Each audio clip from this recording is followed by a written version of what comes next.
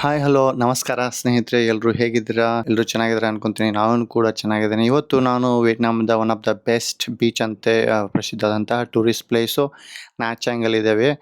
So ಇದು ನ್ಯಾಚಾಂಗ್ ಬಂದ್ಬಿಟ್ಟು ವಿಯೆಟ್ನಾಂದ ಮಧ್ಯದಲ್ಲಿ ಬರುತ್ತೆ. ಸೊ ವಿಯೆಟ್ನಾಂದ one of the best coffee ಅಂತಾನೆ ಫೇಮಸ್ ಆದಂಥ ಕಾಫಿ ಶಾಪ್. ನಮ್ಮ ವಿಡಿಯೋನ ನಾವು ಇಲ್ಲಿಂದಾನೇ ಪ್ರಾರಂಭ ಮಾಡ್ತಾ ಇದ್ದೀವಿ. ನೀವು ನೋಡ್ತಾ ಇದ್ದೀರಾ, ಇದು ವಿಯೆಟ್ನಾಂದ ಕಾಫಿ. ನಾವು ಈಗ ಇದ್ದೀವಿ ಪೋನಗರ ಚಬ್ಬಾ ಟವರ್, ಅದೇ Indian temple. So this is A ticket office. ಇಲ್ಲಿಂದ ನಾವು ಟಿಕೆಟ್ ತೊಗೊತಾ ಇದ್ದೀವಿ. ಇಲ್ಲಿಂದ ಟಿಕೆಟ್ ತೊಗೊಂಡ ತಕ್ಷಣ ಇಲ್ಲಿ ಎಂಟ್ರೆನ್ಸ್ ಕೆಲವೊಂದು ನೋಟಿಸ್ ಇದ್ದಾವೆ. ಸೊ ಡ್ರೆಸ್ ಕೋಡ್ ಕೂಡ ಇದ್ದಾವೆ. ಡ್ರೆಸ್ ಕೋಡು ಇಲ್ಲಿಂದ ಮಸ್ಟ್ ಆ್ಯಂಡ್ ಶುಡ್ ಆಗಿ ಇಲ್ಲಿ ಇರ್ತಕ್ಕಂಥ ಒಂದು ವ್ಯವಸ್ಥೆಯನ್ನು ಫಾಲೋ ಮಾಡೋಕ್ಕಾಗತ್ತೆ. ಈ ವ್ಯವಸ್ಥೆ ನೋಡಿದಾಗ ನಮಗೆ ತುಂಬ ಖುಷಿ ಆಗೋದು ಏನಪ್ಪ ಅಂತಂದರೆ, ಒಂದು ಯಾವುದೇ ಸ್ಥಳಕ್ಕೆ ಹೋಗಬೇಕಾದ್ರೆ ಅಲ್ಲಿರ್ತಕ್ಕಂಥ ಡ್ರೆಸ್ ಕೋಡನ್ನು ಪಾಲನೆ ಮಾಡೋದು ಎಷ್ಟು ಮುಖ್ಯ ಅನ್ನೋದು ನಮಗೆ ಅನುಭವ ಆಗುತ್ತೆ. ಸೊ ಇದೇ ಥರ ಆಗಿ ನಮ್ಮ ಇಂಡಿಯನ್ಲಿರ್ತಕ್ಕಂಥ ಎಲ್ಲ ದೇವಸ್ಥಾನಗಳಿಗೂ ಇದೇ ಥರ ಡ್ರೆಸ್ ಕೋಡ್ ತಂದರೆ ಎಷ್ಟು ಚೆನ್ನಾಗಿರುತ್ತೆ ಅಂತ ಅನಿಸ್ತು.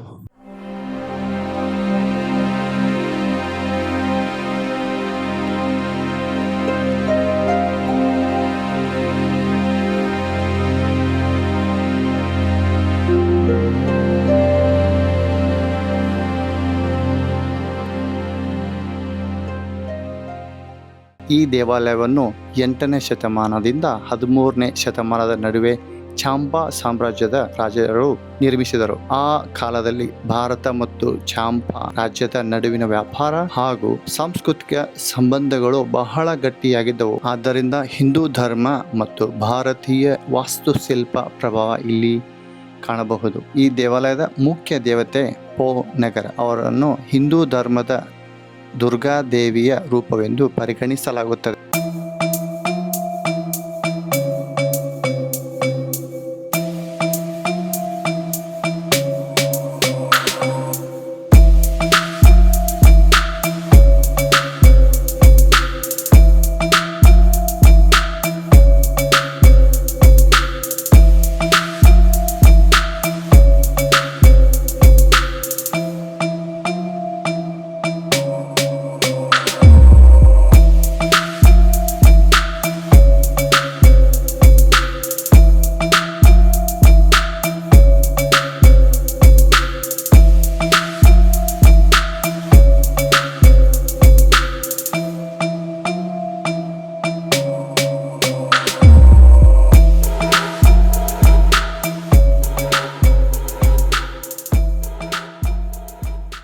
ಇಲ್ಲಿ ಶಿವ ಮತ್ತು ಗಣೇಶ ದೇವರಿಗೆ ಸಮರ್ಪಿತವಾದ ಗೋಪುರಗಳು ಇವೆ. ಇದು ಭಾರತದ ಮತ್ತು ವಿಯೆಟ್ನಾಂನ ಸಾವಿರಾರು ವರ್ಷಗಳ ಹಳೆಯ ಸಾಂಸ್ಕೃತಿಕ ಬಾಂಧವ್ಯವನ್ನು ನೆನಪಿಸುತ್ತದೆ.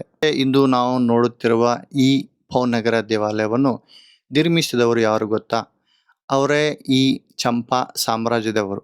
ಸುಮಾರು ಕ್ರಿಸ್ತಶಕ 192ರಲ್ಲಿ ಸ್ಥಾಪನೆಯಾದ ಈ ಸಾಮ್ರಾಜ್ಯವು ಮಧ್ಯ ಮತ್ತು ದಕ್ಷಿಣ ವಿಯೆಟ್ನಾಂನ ಬಹುಭಾಗವನ್ನು ಆಳುತ್ತಿತ್ತು. ಸುಮಾರು 1006 ವರ್ಷಗಳ ಇತಿಹಾಸ ಹೊಂದಿರುವ ಈ ನಾಗರಿಕತೆ ಆಗಿನ ಕಾಲದಲ್ಲಿ ಸಮುದ್ರ ವ್ಯಾಪಾರಗಳಲ್ಲಿ ಬಹಳ ಪ್ರಸಿದ್ಧವಾಗಿತ್ತು. ಚಂಪಾ ಜನರು ಭಾರತ, ಚೈನಾ ಮತ್ತು ಇತರೆ ಆಗ್ನೇಯ ಏಷ್ಯಾ ದೇಶಗಳೊಂದಿಗೆ ವ್ಯಾಪಾರ ಮಾಡುತ್ತಿದ್ದರು.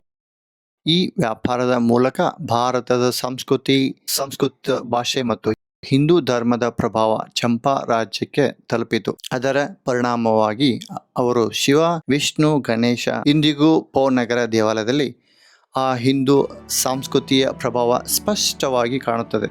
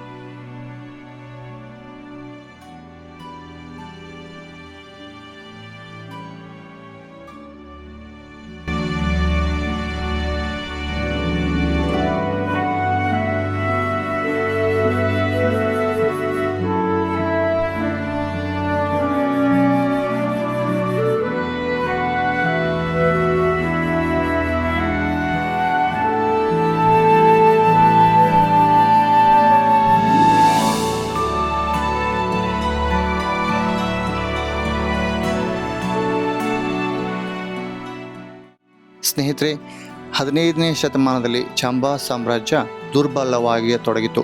ನಂತರ 1471ರಲ್ಲಿ ವಿಜಯ ಎಂಬ ರಾಜಧಾನಿ ನಾಮದ ಸೇನೆಯ ವಶವಾಯಿತು. ಕೊನೆಗೆ 1832ರಲ್ಲಿ ಉಳಿದಿದ್ದ ಚಂಪಾ ರಾಜ್ಯವು ವಿಯೆಟ್ನಾಂಗೆ ಸೇರ್ಪಡೆಯಾಯಿತು.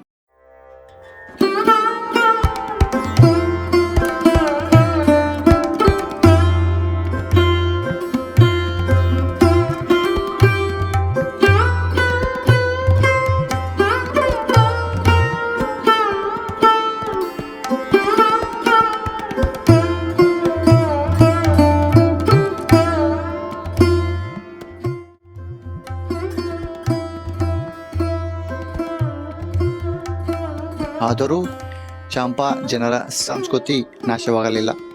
ಇಂದಿಗೂ ವಿಯೆಟ್ನಾಂದ ಕೆಲವು ಪ್ರದೇಶಗಳಲ್ಲಿ ಚಾಮ್ ಜನರು ತಮ್ಮ ಭಾಷೆ, ಸಂಪ್ರದಾಯವನ್ನು, ಹಬ್ಬಗಳಲ್ಲಿ ಮತ್ತು ಧಾರ್ಮಿಕ ಆಚರಣೆಗಳನ್ನು ಉಳಿಸಿಕೊಂಡಿದ್ದಾರೆ.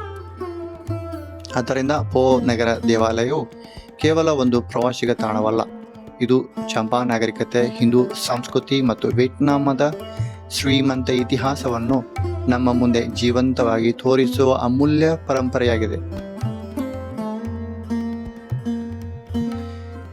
ಸ್ನೇಹಿತರೆ, ನೀವು ನೋಡಿದ್ರಲ್ಲ ಪೋ ನಗರ ಟೆಂಪಲ್ ಹೇಗೆ ಕಾಣ್ತಾ ಇದೆ ಅಂತ. ಹಾಗೆ ಈ ಪೋ ನಗರದ ಒಂದು ವಿಶಿಷ್ಟವಾದಂತಹ ವಿಗ್ರಹಗಳು ಮತ್ತು ಇತಿಹಾಸವನ್ನು ತೋರಿಸುವ ವಾಸ್ತುಶಿಲ್ಪಿಗಳು ಕೂಡ ಈ ಶೋರೂಮಲ್ಲಿ ಇಟ್ಟಿದ್ದಾರೆ.